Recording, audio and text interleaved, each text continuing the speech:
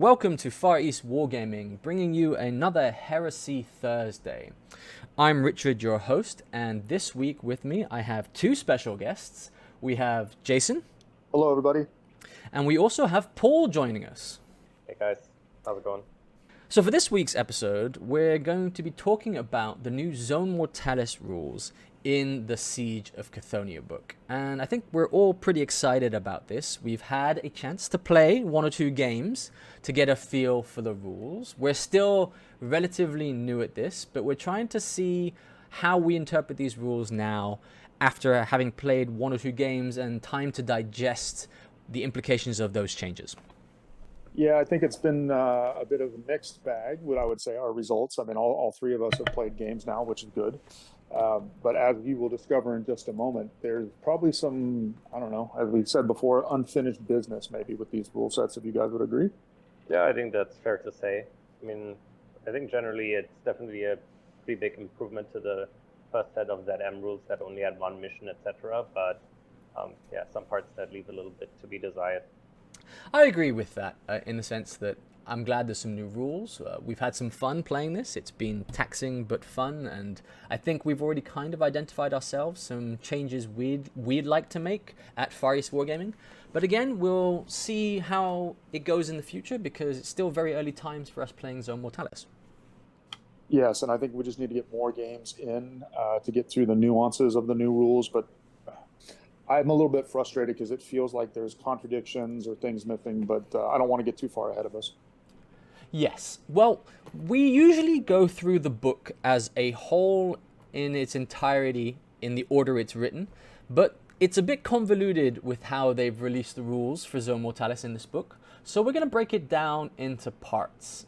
And the first part we're going to talk about is the changes to the terrain. So, in the old White Dwarf for Zone Mortalis, the board size was randomized, well, in terms of set depending on your size of game. In this one here now, they've standardized it all at a 4 foot by 4 foot board. And that's huge, actually, because a 4 foot by 4 foot board is a lot of Necromunda tiles. If that's what you're using for your ZM games. It's a lot bigger space, and I think it kind of create some new challenges, especially when it comes to getting across the border, things like this. But it does open up a lot new avenues, whether it's through the deployment or through the terrain types. So there's kind of positives and negatives to this approach, I think, of a 4 foot by 4 foot. I believe they've also increased the recommended minimum army size, right? I think previously there were options to play at, say, 1,000 points, whereas now, as far as I recall, and please correct me if I'm wrong there, the recommended minimum is at 1,005. Yep, the recommended minimum now is 1,005 to 2,005, and in the past it was different board sizes for 500, 1,000, 2,000, and 3,000 respectively there. And the board sizes increased proportionally to the size of the game, which allowed some versatility, but here, regardless of the size of the game you're playing, you're set at a 4x4, and they've done the restrictions on how you play in a very interesting way, but we won't jump ahead too far to what they call reinforcement points, which is how they've done this. But let's talk about the new terrain, I say restrictions. They're trying to open this up to allow more than just the Zone Mortalis tiles by generalizing the scenery features themselves. So what I mean by that is they're defining now sizes for walls, wide doors, and single doors to specific sizes that follow the Zone Mortalis boards, but allow you to use anything you have at home to represent them. I think it's a great concept where we're not just locked into the ZM terrain or not locked into just the boarding action terrain. So that's a step in the right direction. But the flat 4 foot by 4 foot is something that I have a problem with, right? Because this is one of the things that I don't think actually needed to be changed from the White Dwarf rules. It was very smart to tie in points versus board size. Because let's face it, if you play 2,500 on a 4x4, it's going to be really hard to maneuver those forces around because that's a lot of infantry. Unless you're playing some super elite force or you're playing a lot of contemporaries, which is a different problem, right? I don't know why they actually changed that. The change to the terrain is great, but why did they actually change to this standard 4x4 instead of this floating size that seemed to be pretty appropriate? Like, if it wasn't broke, don't fix it, in my mind. Yeah, I agree there. It seems like there was no real reason to make this change. It's a bit odd. Maybe it's just a way to get people to buy more terrain. Who knows? These kind of things probably have been done in the past. But especially for smaller game sizes. What I think is a downside here as well, that I think that M in the past was a great way for new players to start playing some games, say at 1,000 points, etc. Now that's been taken away a little bit, where 1,500 points, obviously that's smaller than most open games, but it's already a little bit more substantial than throwing down a little 500 point, 1,000 point skirmish. I think you're right there. It's very hard now with the new rules, if you're playing Zone Mortalis with all of these rules, to do it at sub 1,500. We played a game, our first game, at 1,750, and we have a game coming out on Monday between Paul and myself that's at 1,250 points. And you can see the difference in how even that 500 point difference above and below the mark there played a factor in the way the game progressed. Yeah, I can see why they wanted the bigger points values if you start taking things like Primarchs, and with the way the reinforcement point system works. But it just kind of contradicts itself. And I think this is probably one of those things that in our games, we might have not necessarily a house rule, but there's really nothing stopping you from playing still the lower point games, or if you wanted to play at a 3x3 instead of a 4x4. But official quote-unquote events probably are going to follow this standard, but it may require some house rules on your side. Other than that, I really can't understand why they want to try and cram so many infantry into such a small space. Yeah, I think that's very reasonable to say. Probably most people who will want to continue playing smaller games will probably just play on a smaller board rather than force 1,000 points onto a 4x4. Yeah, I think we'll be looking at the way we could potentially do 3x3s and 4x4s respectively for the size. I do like the larger game size. It's very impressive, especially when we're doing battle reports for seeing all that scenery on the table. But it's actually very impractical for the new player to play. We're lucky enough at Far East Wargaming to have the terrain to do this, but it's not a small investment for somebody to do this in the way Games Workshop is envisioning it. Yeah, for sure. But I come back to the positives as well. It's not all negatives in this particular point. I mean, the positive is you can use your non-GW terrain. I mean, when we did our first Heresy event here in Malaysia, we used one table with nothing but the Munitorm containers from GW, which looked really, really cool. And those fit pretty much a standard size, so it allowed us to make a really good-looking ZM board. You now kind of have it here in writing that you have freedom to be creative and not necessarily just locked into specific terrain. But in that way, that wouldn't be fully compliant anymore due to the lack of doors, etc., right? I mean, the recommendation is to have kind of standardized sizes, standardized terrain layout, which I think that's a little bit more challenging if you don't have any of the official sets. Yeah, they've given some designer notes, I'd say, for what a Zone Mortalis board should be. And quite simply, it's 3 out of every 4 1-foot tiles should include walls, not exceeding 12 inch in length. Each tile should have no more than 1 door, and each tile should have no more than 2 barricades. With finally, the entire board should have no more than 2 pieces of maximum 6x6 inch debris terrain, be that normal debris or hazardous terrain there. So they are really trying to standardize you into a set kind of look.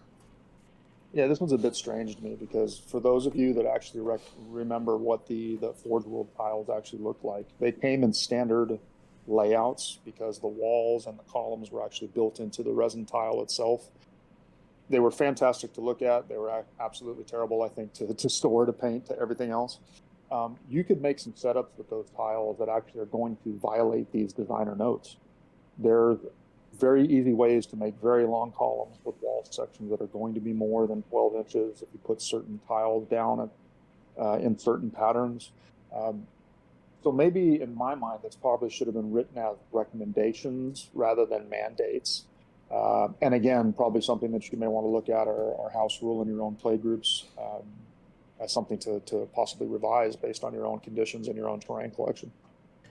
So to round off the features of the terrain, there's been some changes So one of the major changes is the way doors work. In the past, doors were 1 hull point each.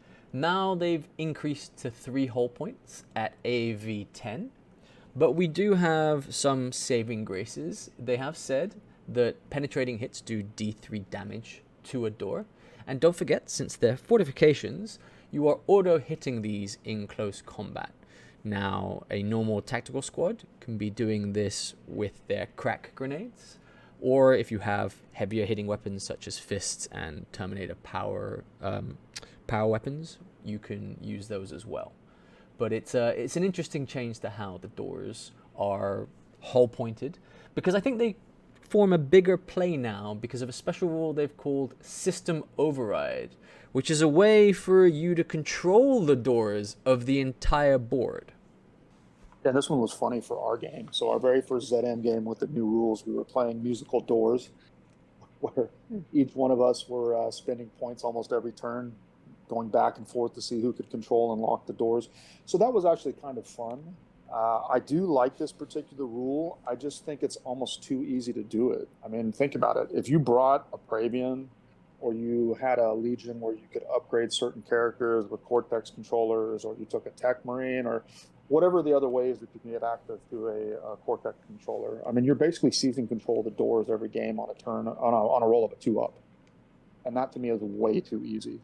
3-up by normal. I think it should be maybe a little bit harder to actually control the doors rather than this. The second part of the system override rule doesn't even make any sense. They call out something called an Auspector. I have no idea what an Auspector is. Anybody else heard? I know what an Auspect is, Auspex, but I don't know what an Auspector is. Perhaps at a sneak peek at some upcoming rules there. Never know. That could be the case. I trawled through all of the black books to try and find this piece of war gear, and I was unable to locate anything. But if anybody who's watching does know which character has an Auspector or what an Auspector is, please let us know in the comments. We'd actually be very interested to find out. Yeah, absolutely. So one of the fun factors we noticed, well, we had in our games, both the games actually, mine with Jason and also mine with Paul, is due to the system override, the ability to change the state from open to closed of any of the doors upon a successful system override, you can crush characters who are within the doorway. And I think that was a quite fun mechanic. Oh, great for a laugh. I thought it was a really good mechanic and just added something different, a little twist to the game. It doesn't really slow it down. It's not game breaking. Yeah, cool mechanic. Big thumbs up for me on that one. Yep, I'm agreed. I'm in alignment there. I think that's an interesting change and nice to have, especially that afterward that breaks the door as well. On the system override with the door, yeah, I'm a little bit torn as well. It feels like this will lead to a lot of back and forth of system overriding. You system override me, I system override you back. Because in effectuality, if I lock a door right in front of you, if you want to actually open that door, you have to destroy it, which will require you to do so in your shooting phase or your assault phase, which means you can't move through it in the movement phase unless you yourself do a system override. So yeah, that feels a little bit odd to me that is.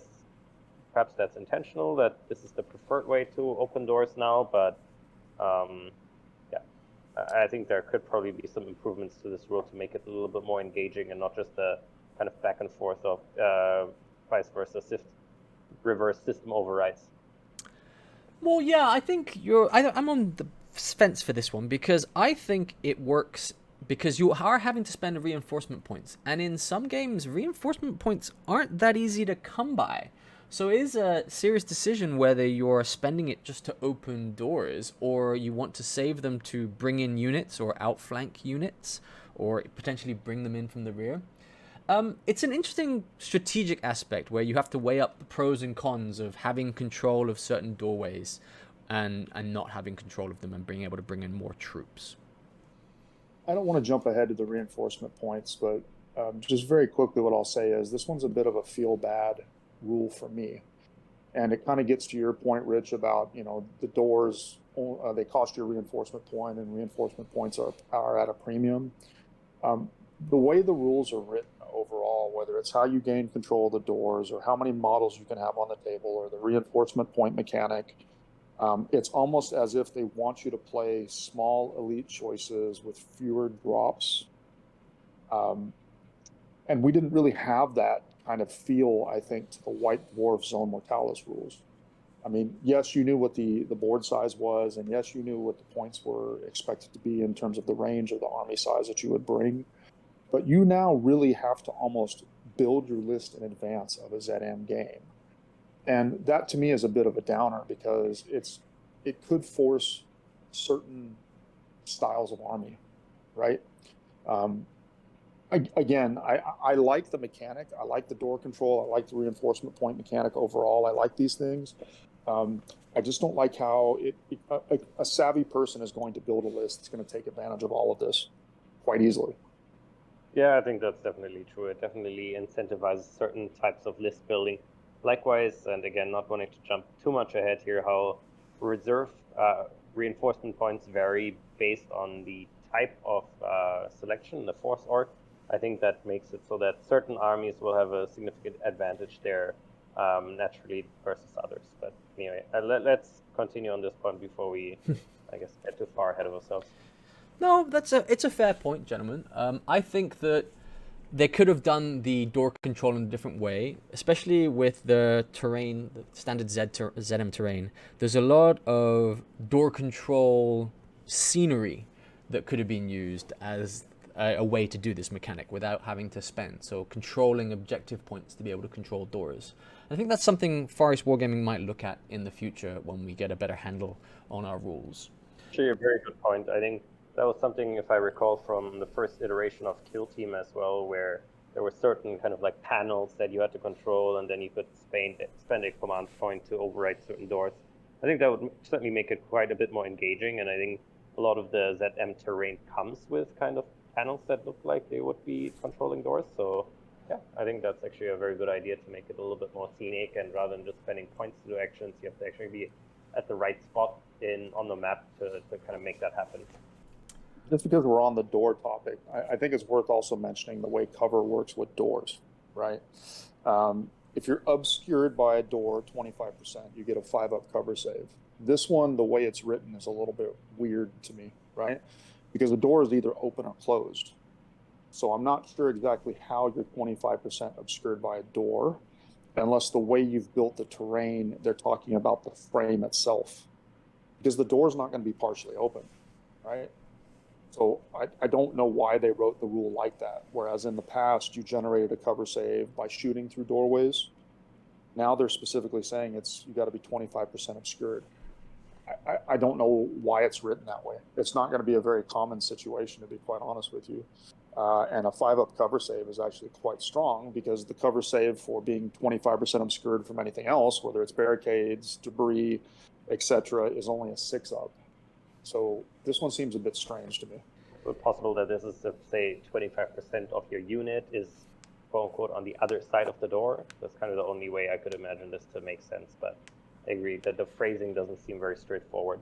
Yeah, I think the phrasing is the issue here, because if it's as the word is written and it's of the model, the only models that really are going to have any type of cover save like that are generally going to be the dreadnoughts, the ones on the bigger bases. And a 5-up cover save for them is they already have their invols, so it's not exactly anything new for those kind of models or cataphracti on slightly larger bases that have a 4+ invol. It makes me wonder if they wrote this cover rule based on the boarding action terrain, right? Because if you think about it, the doors on boarding action, they can be swung open and closed, and you can partially open them, not fully open, like the whole doorway is open, but you can actually have it only halfway open. So maybe they were writing that rule for that terrain specifically in mind, but it's very clunky, the verbiage here. Yeah. Well, I don't think we should delve too much longer on the terrain itself. The second part we wanted to look at was actually some of the special rules, the reactions and special rules here. Because for those who've not played Zone Mortalis and who are playing the standard Horus Heresy, the reactions in Zone Mortalis are very different from those in the core rulebook. They replace all the core reactions with Zone Mortalis specific reactions, and we were given a preview of those in the White Dwarf, and they've changed slightly in this latest edition. Yeah, you've got suppress. So this is a shooting attack that actually takes place in the movement phase, right? And it's a standard shooting attack. It uses snapshots, so it shares a lot in common with, say, an Overwatch from your normal games. But it snapshots with pinning, right? And the pinning, I think, is a different rules change to the White Dwarf rules. That one happens in the movement phase. Displace, so that is when you actually get shot at. So your opponent shoots at you, you declare that you're going to do a displace, you can move the highest initiative distance. It can be pretty much any direction you want. It's not specific to directly towards or directly away from the enemy, and it can get you out of line of sight. And if it does happen to get you out of line of sight, then your opponent is actually not allowed to choose a different target. And then the last of the core reactions from Zone Mortalis is the brace reaction, which happens in the assault phase. So you would declare that when you're getting charged. You would have to roll a morale check, and if you pass it, you basically become you become fearless, because you're not actually going to fail any of your morale checks during that fight phase if you happen to lose. But if you do fail that morale check, you fall back D6 and automatically regroup.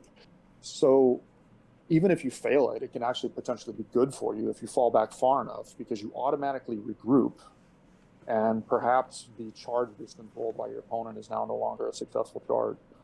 And that's a big change, because in the White Dwarf rules, you previously didn't actually regroup if you failed and fell back. And if you could be reached in a charge, if your opponent rolled high enough, then you would automatically be swept. So it's a very different wrinkle on that reaction in particular that actually makes it strong, even if you fail. Yeah, this is a quite interesting set of unique reactions for ZM, and I like that they changed in general. I feel in this case, as probably with regular games, the shooting phase reaction is the strongest one. I think one thing that's also worth mentioning is that for ZM, no matter what bonus you get from your Warlord trait, you can only do one reaction per phase. So even if you, by Warlord trait, would have an extra reaction in the shooting phase, I think for ZM, there's only one reaction in the shooting phase. So some level of limitation there, which I think makes sense. And for the reactions themselves, I think, again, the shooting phase reaction is interesting, which has, in a few of the games, I've led to kind of cat and mouse situation, where a unit will be shot, hide around the corner, then next turn will poke around the corner, try to shoot back at the unit that tried to shoot it last turn, and then that unit will hide. So, yeah, I'm not sure if that's intended. It leads to sometimes kind of like standoffish situation where really not much is happening as far as shooting goes for a few turns. But overall, I think these are a positive set of reactions, and it's good that they've changed them actually for Zone Mortalis. So one of the other major differences for Zone Mortalis is that as far as advanced reactions go, limited scope, advanced reactions are feasible. However, there are limitations on advanced reactions that can be done when a unit comes in from reserve. So when a unit comes in from reserve, you cannot use your advanced reactions if that was a reaction you would be able to otherwise use in the movement phase. So effectively what that means is that you can only use the interceptor reaction as a reaction to somebody coming in from reserve, but otherwise advanced reactions are available as normal. Yeah, specifically your Legion advanced reactions. So this opens up a whole new ball game, because this is actually a big change from White Dwarf, because the White Dwarf ZM rules no advanced reactions of any kind, whether it's your Legion specific or the standard advanced reactions in the rulebook were allowed. Now all of a sudden you can use that Legion stuff, which I think is a great one, with the exception of the limitations that Paul has mentioned. Interceptor, I think, is actually quite powerful now, right? Now, you are only limited to one reaction a phase, but I think there's a big incentive to take augury scanners where you can, right? Because with the probability or possibility of somebody coming in on your flank or coming in on your rear, being able to pop off an interceptor is good, right? The more options you have. Yeah, the interceptor is a better version of suppressing fire, because it's not snap shooting, but you do lose the pinning unless your weapon already had that. But being able to hit at your normal ballistic skill as opposed to hitting on sixes there, you're getting more value for money in terms of shots to wounds ratio. And it's something that again, you'd only use against incoming troops, but with the way the game is played, you're generally getting incoming troops every turn. Yeah, and I think the more that I actually think about it, if you're only allowed the one reaction per phase, then you don't actually need augury scanners, right? Because any unit can declare an interceptor. So I take back what I said. You don't need an augury scanner. Yeah, and so that's the changes to the reactions there, and it's nice to see the update from the original White Dwarf, and also a clarification on some things, mainly the brace side of things. So, but there's also 3 other special rules that are included in Zone Mortalis. The first being Firestorm and Shrapnel, and what this really allows is for all of the blast and template weapons to increase their to wound roll by 1, making them a bit more deadly or a bit more easier to kill. And for those blast templates that displace, they don't deviate their full distance if they come into contact with a wall. If the center comes into contact with a wall, that's where it stops, like the round is bouncing off the surface. This is a change from 1.0 as well as White Dwarf, right? Because, I mean, in 1.0, template weapons, blast weapons, they had the ability to gain things like shred. Instead, they've just given you a flat +1 to wound bump across the board. This makes things like heavy flamers actually kind of terrifying in Zone Mortalis. You're wounding everything on a 2-up for the most part, with the exception of a Contemptor. So you've got like a semi-flesh bane, if you will. Even your standard flamer templates are going to be wounding on 3s, combi flamers. I like it. As a Death Guard player in particular, I like it a lot. I think one of the other things you've got to bear in mind is it's not a +1 strength. It's a +1 to wound, which can be a pro and con in a sense. It helps the weaker weapons get to the higher toughness things, because even at +1 strength, for instance, for a strength 4 weapon, it'd still be wounding on 6s against a toughness 7. Here it's wounding on 5s. So it's adding that. But it's also not allowing certain stronger weapons to get to the strength 8 instant death. So I like the way they've done this. Generally, I think quite rare to find flamers at strength 7 though. So I think this is definitely in this situation the better quote-unquote iteration of this rule. And yeah, I like this as well. I mean, I think templates have definitely suffered, or blast weapons especially have suffered in 2.0 with so many units having heavy and blast weapons generally losing AP. So this is a nice change to at least make blast weapons somewhat more attractive. And yeah, as Jason mentioned, I think especially flamers will be interesting in ZM. This will be very good for Death Guard, Salamanders, any of those legions that already get a benefit for flamers. I think that's a perfect synergy here. The other 2 rules are kind of synergetic, because the first one is nowhere to hide. And what this allows is for the winning side of a combat to add +1 to their sweeping advance rolls, which really means that unlike in a normal game where on equal scoring the defender gets away, now if you're equal, the attacker wins. And combined with that, there's a rule called Blind Panic. And if a fleeing unit passes within 1 inch of a friendly unit, that unit also must take a morale check.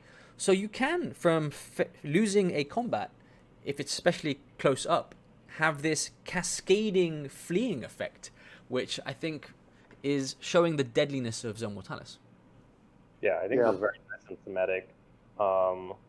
Minor changes to gameplay, but again, fit in very nicely into the fluff of that ZM and probably make the entire game a little bit more deadly, which is needed. That often in ZM games, the first kind of 1 or 2 turns, you're just aimlessly wandering around looking for the enemy. Yeah, I was just going to say that all these special rules I think are great. They do kind of capture the violence, the deadliness of ZM.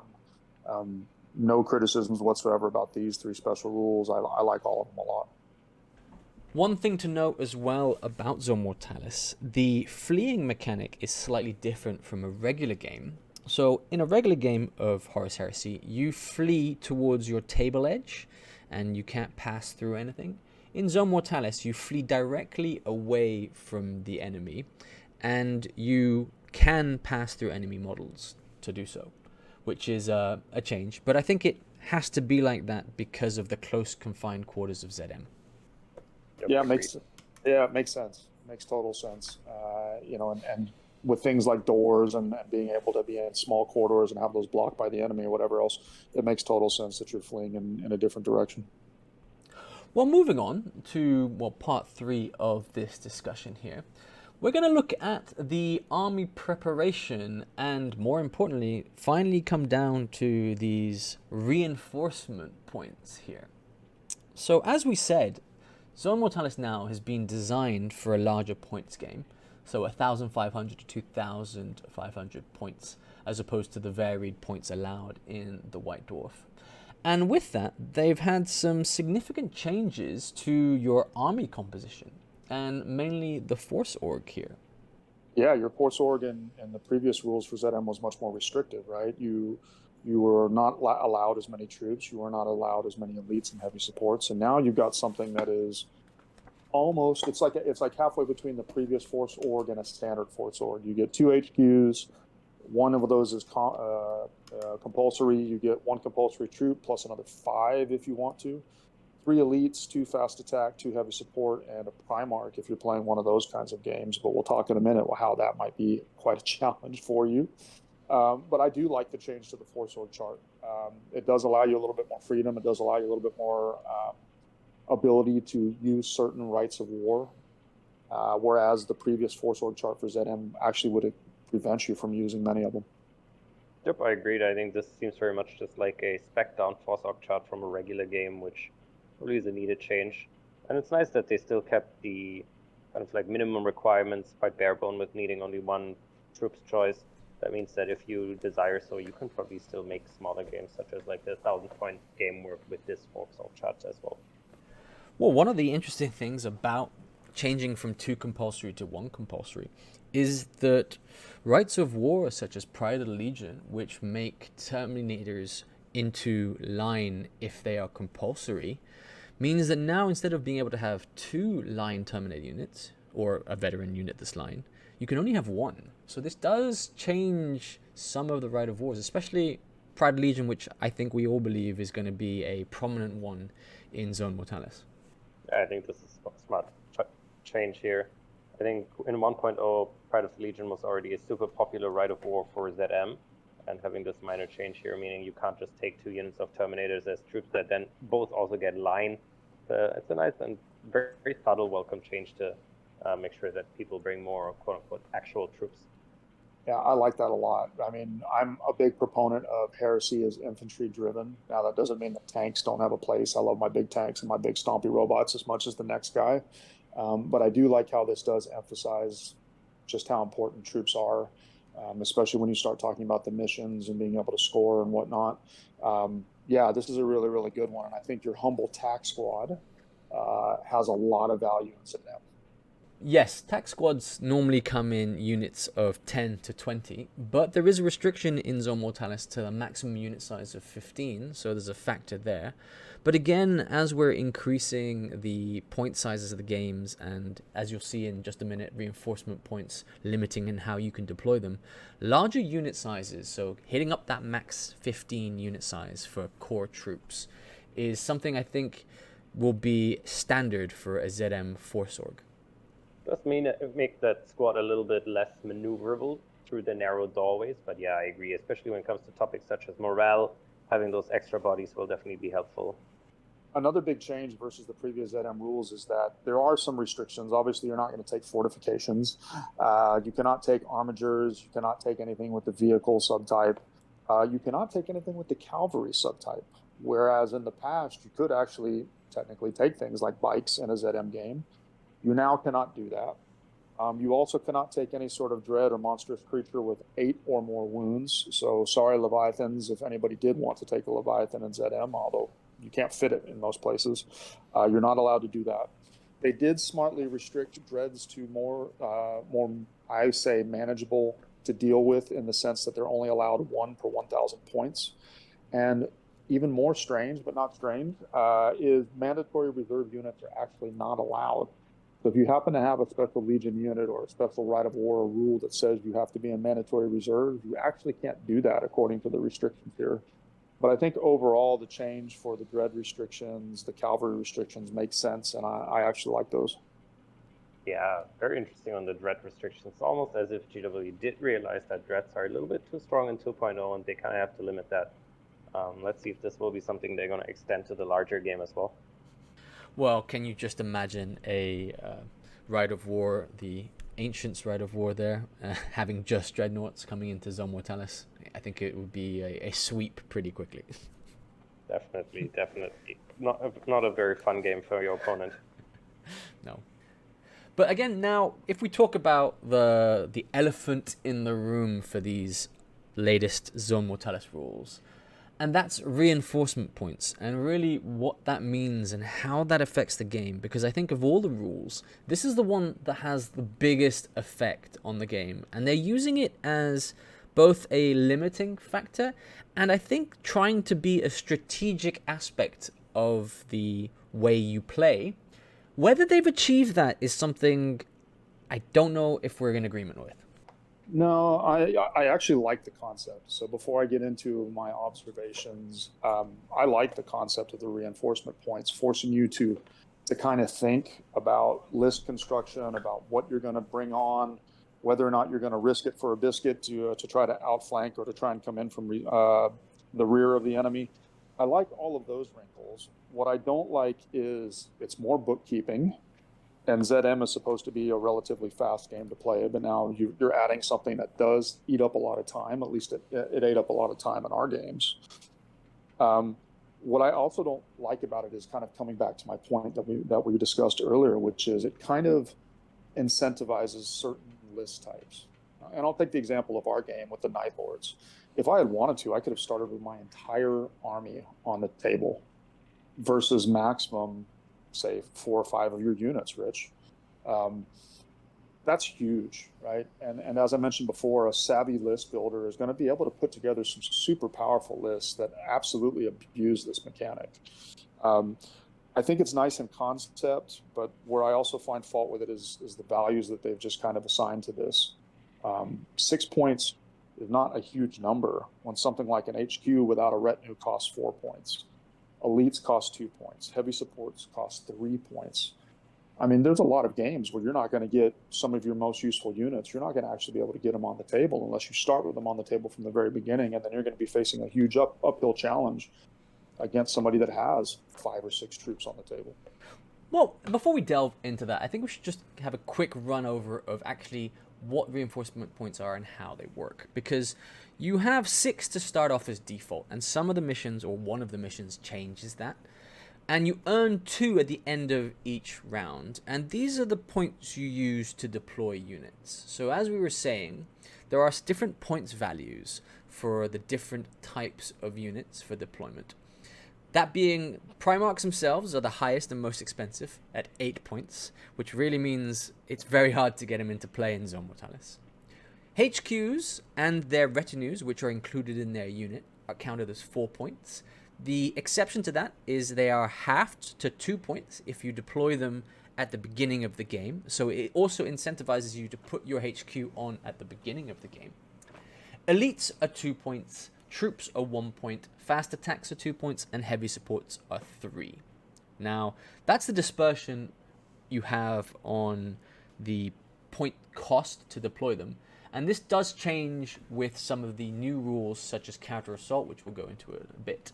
But there's a lot of nuance on what to bring and how to get them out onto the board. Yeah, overall, very interesting set of rules here, and I like the overall direction, but again, it may be a little bit of an arbitrary decision on the points here. For example, similarly, a lot of Rite of Wars will make certain army choices, say Terminator's troops, but they won't make them line. So in this Rite of War, if you have a Rite of War that allows for such a change, you will be getting the full benefit there with that basically unit being at reduced points on the reinforcement point scale, however, not being line. So again, this may be a little bit of an oversimplification in the way they have introduced this rule.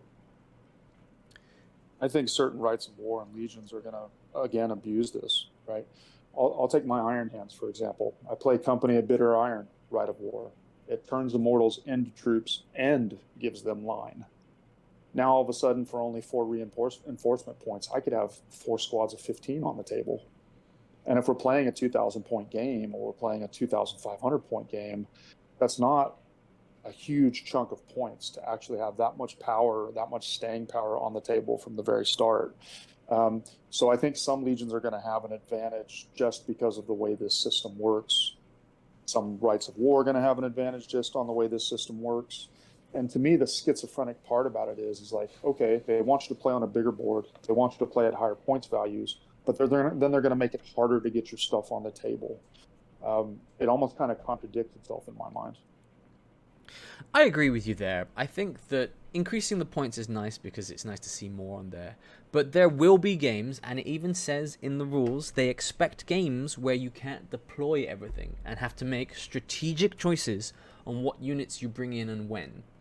And as much as that sounds fun, as somebody who spends hours and hours, days and days, months and months painting up these special units and potentially only gets to play 1 or 2 games a month, if that, for some people, hauling all of that to your local game store, your games workshop, or your friend's place to play this, and then just not being able to use them, just seems very, just demoralizing.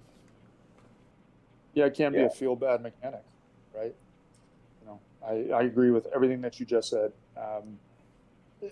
Again, I like the mechanic concept, and I like the dimension it brings to the game. It feels unfinished to me. It really does. Again, I'm not going to beat a dead horse.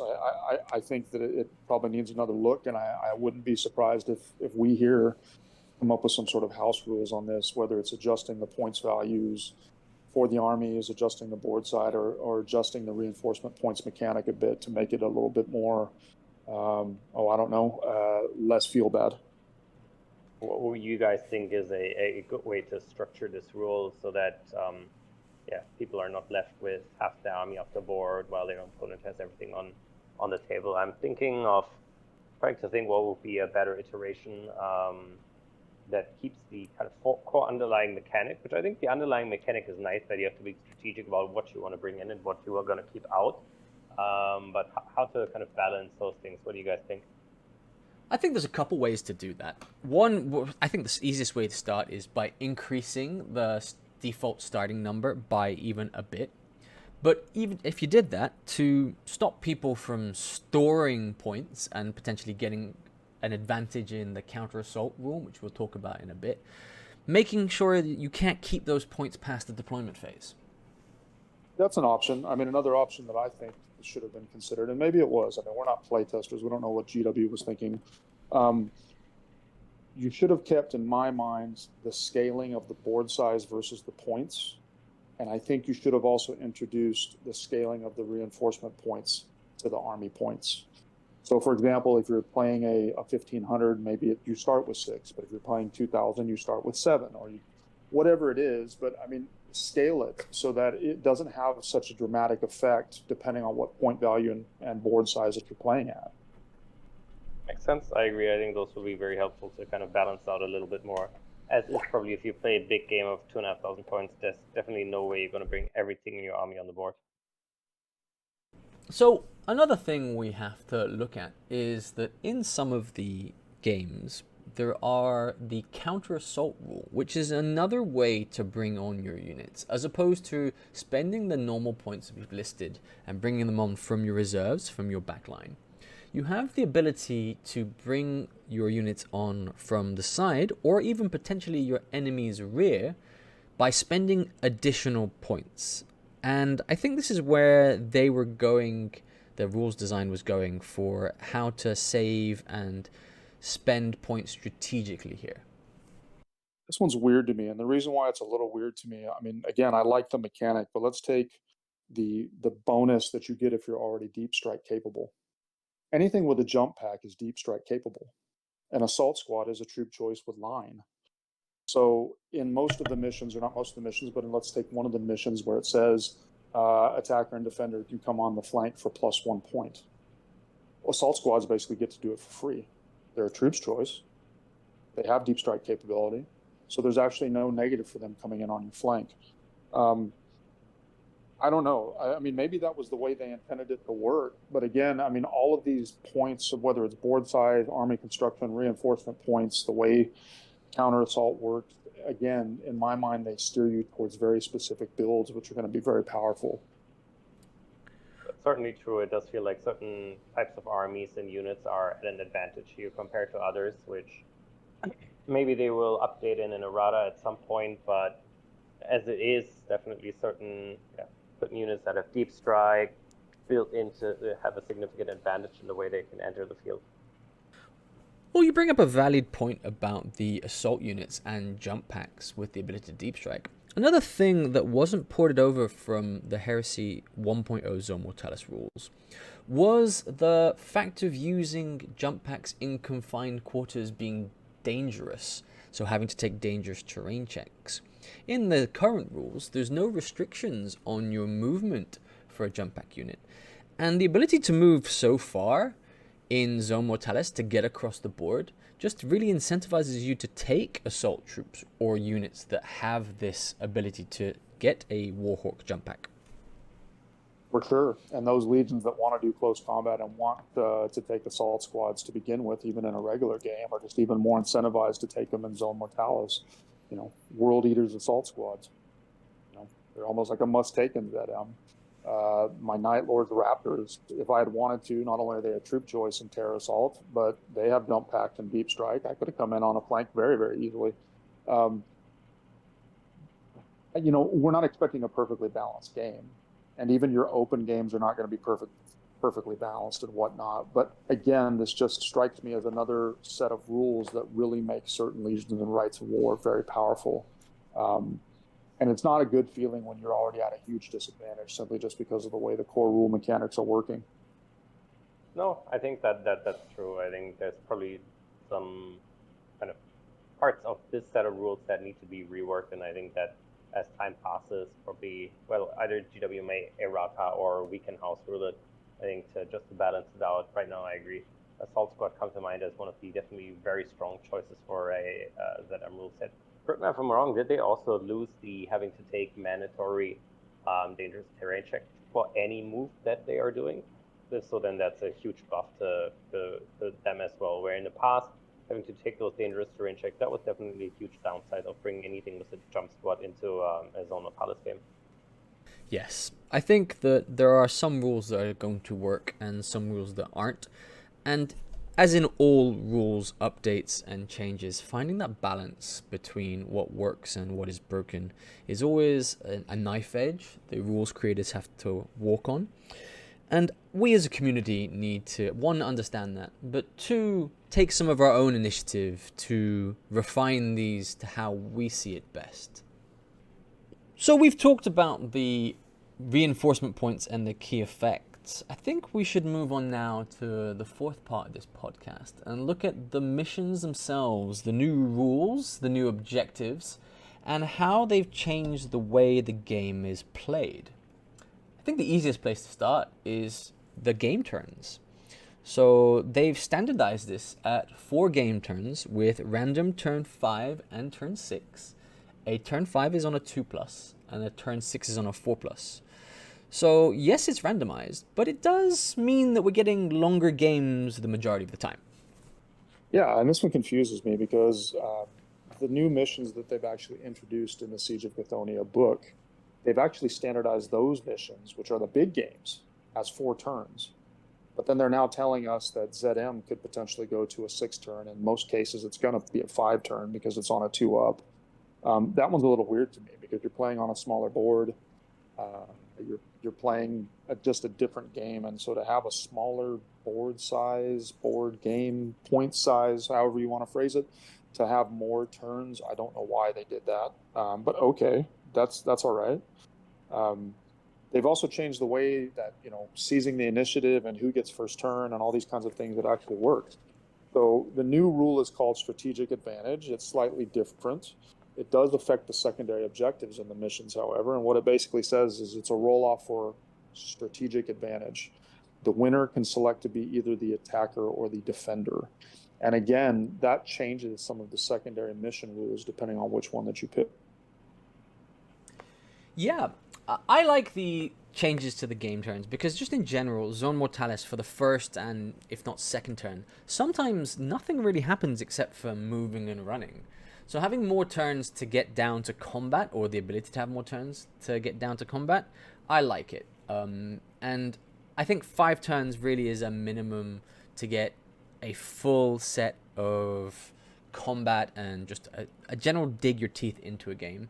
But don't forget as well, because you're only generating 2 points a turn, the 5th turn you've got only like 8 points extra after the start to to bring things in. So if you're talking about a Primarch, he's coming in potentially in the 5th turn. Yeah, this is very true. And at 8 points, it's almost guaranteed he's coming in and probably no earlier than the 3rd turn, unless you're willing to go it with like a single unit alone for a couple turns.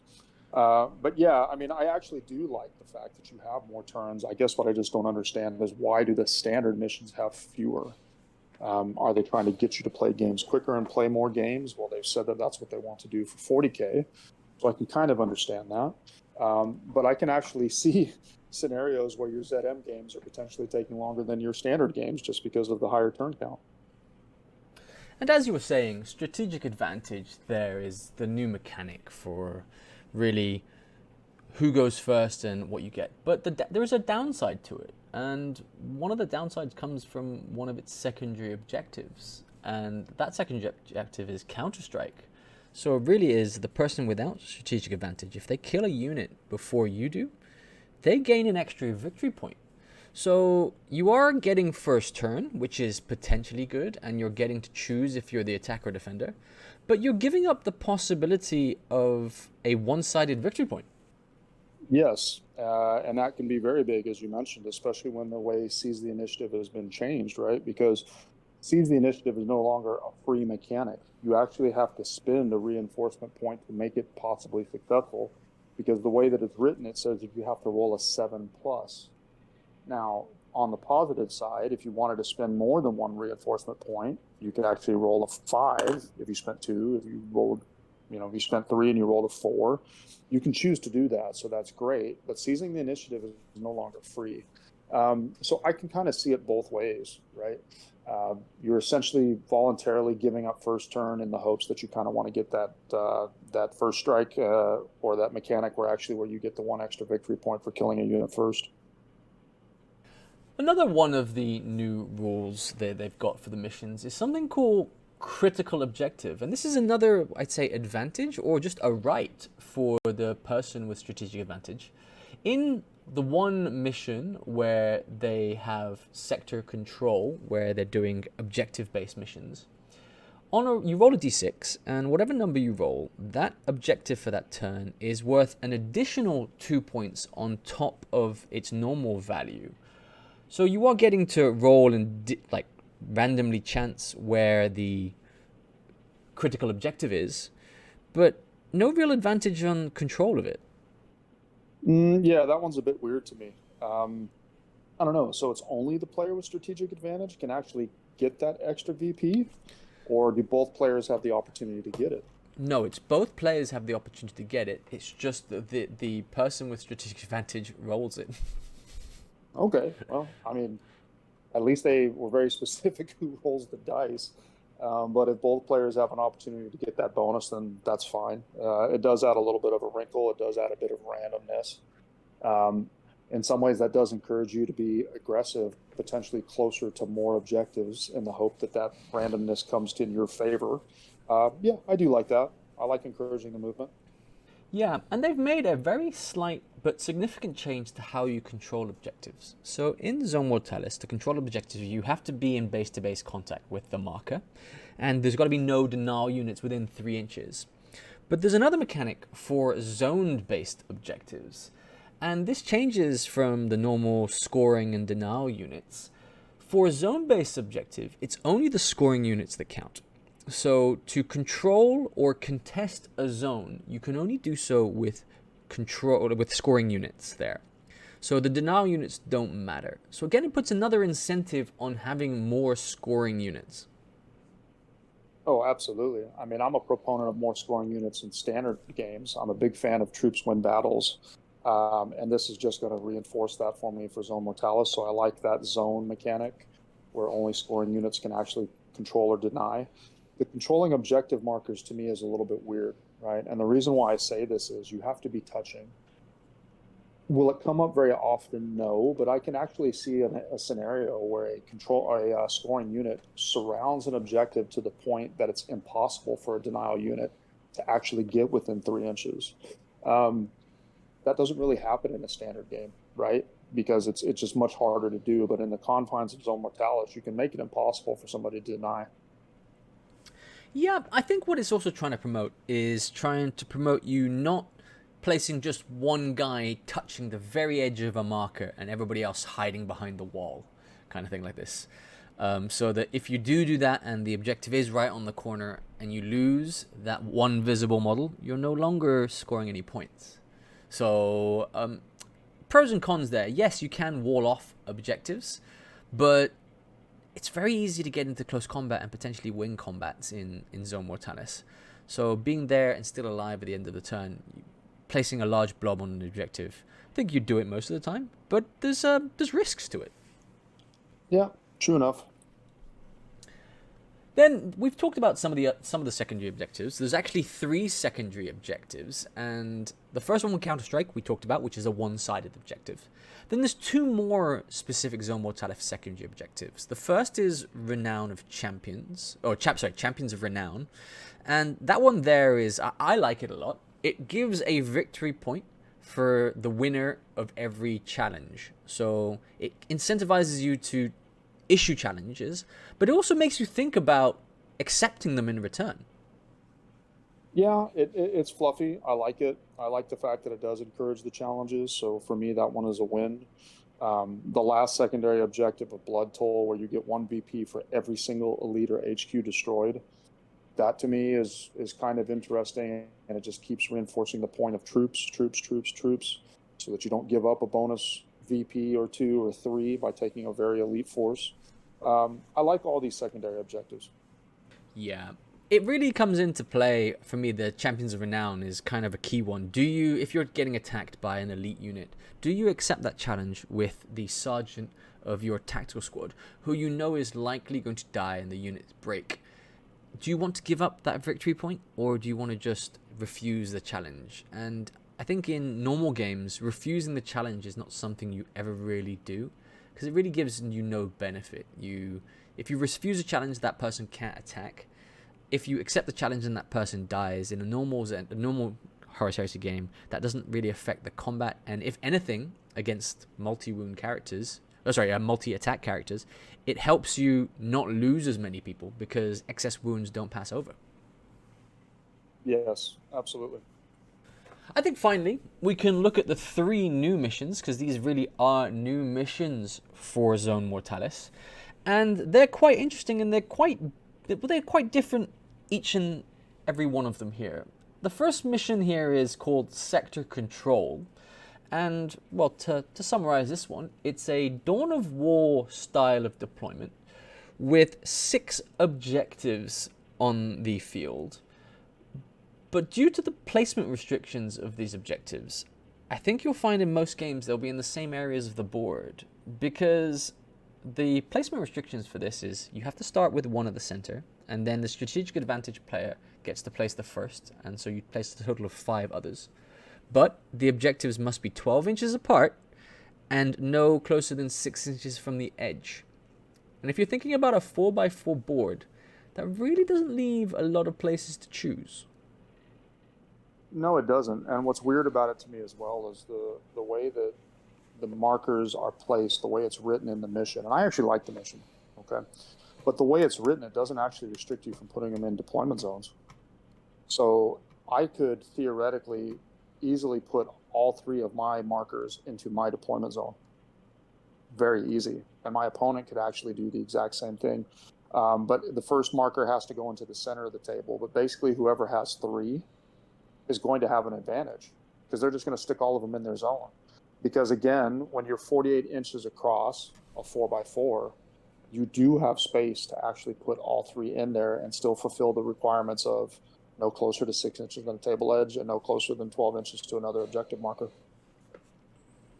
Yeah, it does sound a bit gamey, especially with the way the deployment is here. You can place them, well, several in your zone, at least 2, if not 3, if you can sneak it, kind of thing. It's, I don't know, giving the person with strategic advantage an advantage, which I guess makes sense, because you won the roll off. They have the special rules as well for critical objective. This is the one where you randomly roll one objective to suddenly become worth 2 extra points on top of what they are, which could be significant. And if you rolled and it was in the other side of the board, you're taking a risk there. And finally, the counter assault. And the way these counter assault works is the flanking edge is +1, and coming in from the opponent's side is +3, which is quite a big leap. Yeah, that's huge. I mean, 3 points is basically going to be the cheapest that you can do it, right? Because if you had an assault squad, it's -1 because they have the deep strike ability, and they're a troops choice, so they usually only cost 1 point to bring in. The cheapest you're going to be able to do is put 3 points to spend to do one on your opponent's edge. I think that's perfectly fine. I don't think the way that the reinforcement points work on this one is particularly bothersome, other than the issues we've talked about for army construction.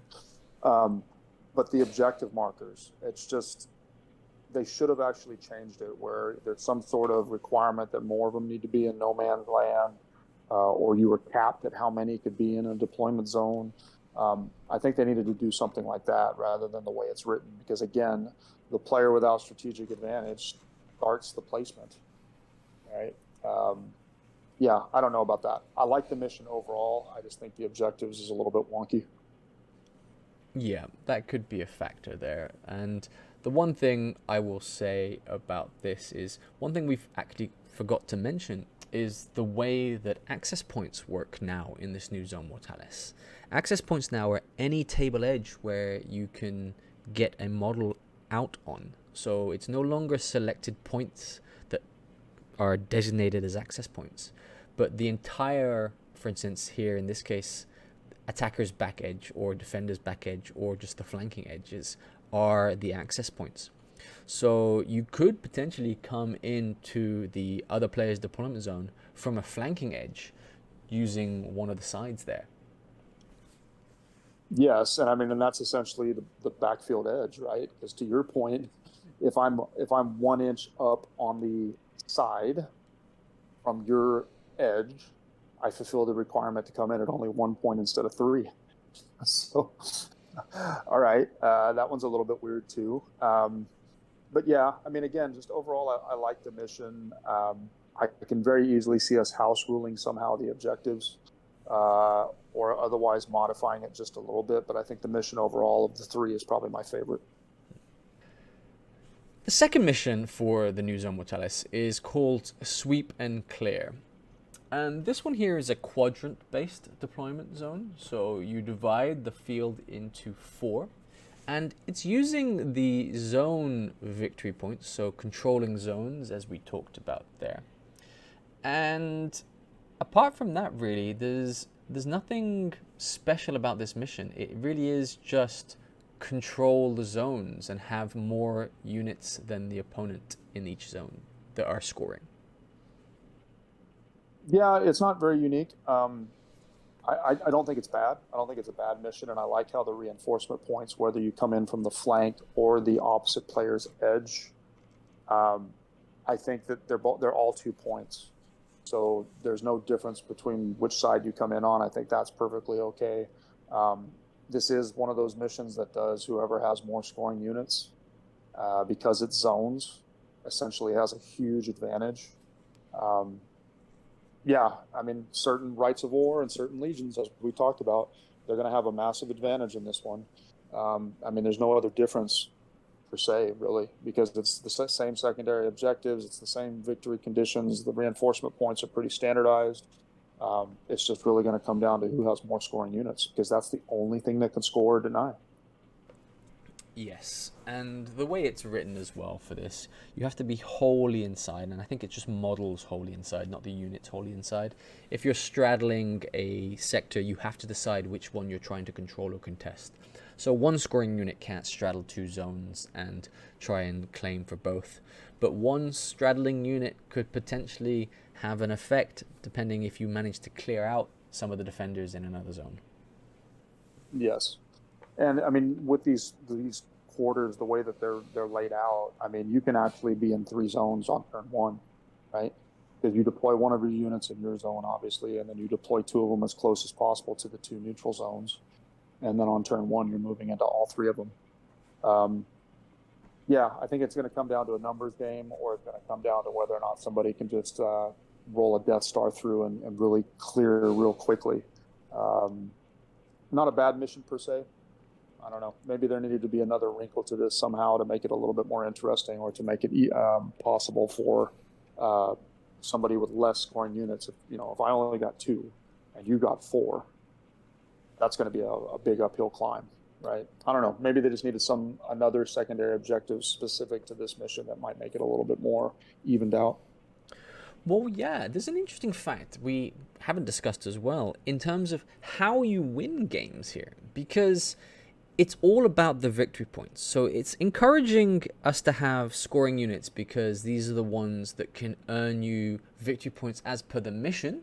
Now, there are a lot of victory points up for grabs from the secondary objectives, so winning challenges, the first blood for the non-strategic advantage player, and killing elites and HQ units.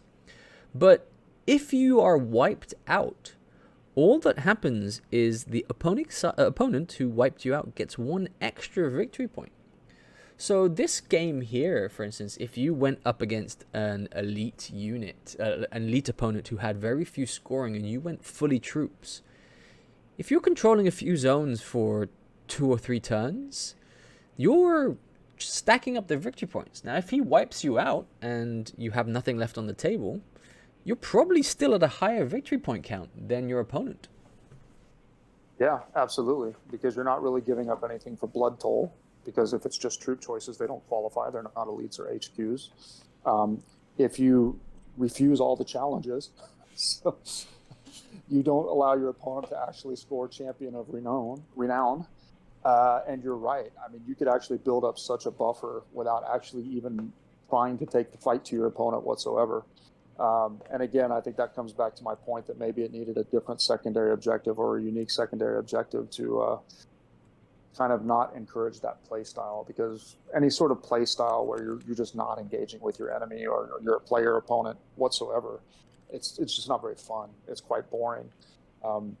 I wouldn't do it, but I could very easily see somebody doing this at a quote unquote tournament for 30K. Just stack up the points and there's nothing you can do about it. Yes. The final mission, Stratagem Assault, is a bit of a different one because it's the one that has some of the most different rules. So the layout for this one is also different. It's a bit like Dawn of War, but the defender's zone is only the central 2 1-foot tiles of his deployment zone. And the objective of this one is to have scoring units in the defender's deployment zone at the end of the game. And that is where it differs here, because that's the primary objective. And the primary objective here is a win or loss kind of thing. If it's achieved, you've won regardless of anything else. If nobody's achieved the objective, it comes down to the secondary objectives, and those being the 3 standard secondary objectives, that being the Counter-Strike, the Champion of Renown, and Blood Toll.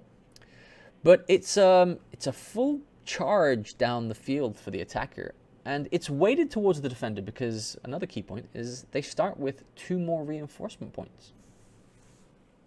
Yeah, and this is the one that we played in our bad rep, right? And I think we both agreed after playing that game that it favors the defender a lot. The defender gets the extra reinforcement points that you just mentioned, so it starts with 2 more.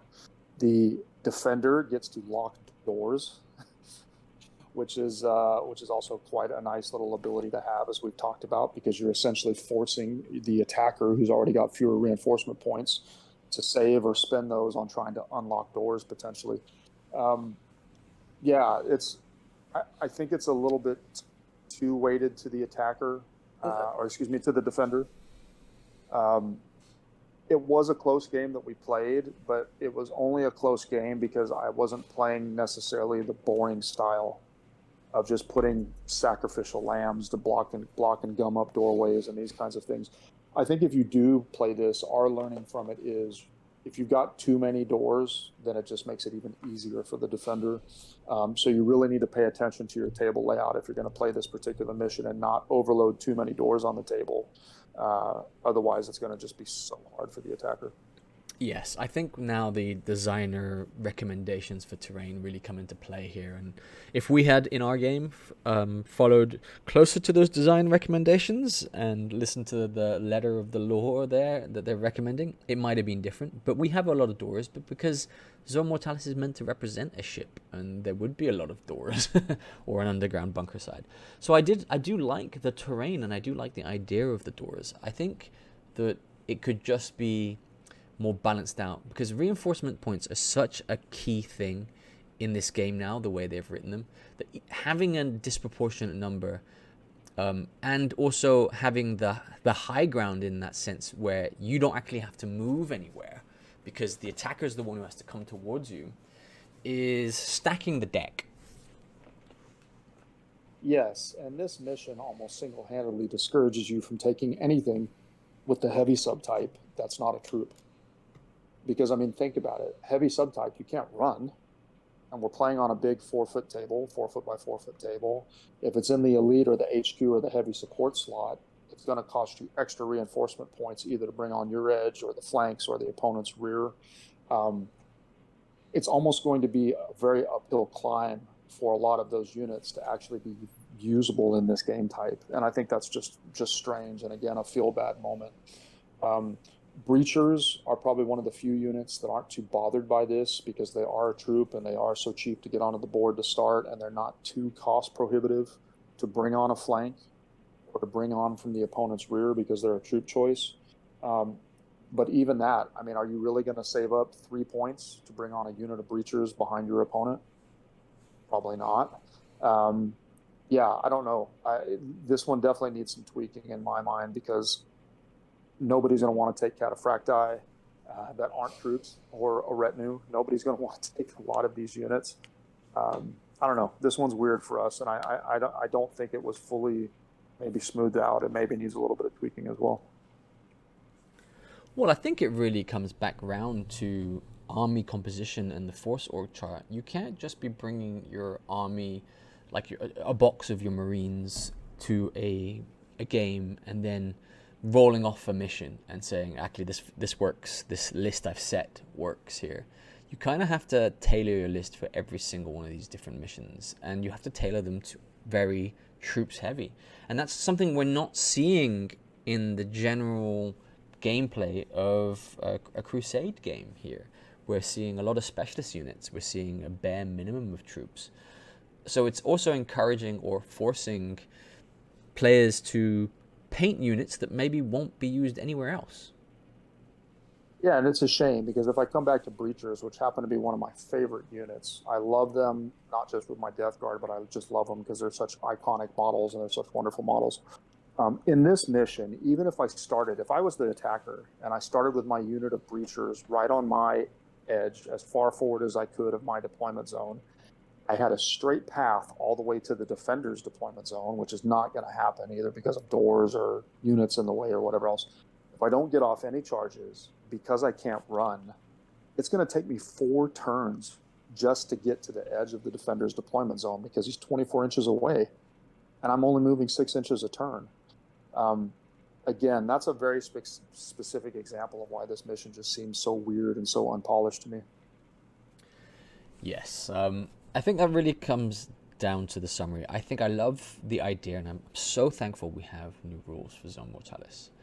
But we're going to need to play them a lot more here at Far East Wargaming to find out more of the nuances, to really see how the mechanics meld with each other, and what we will potentially house rule here.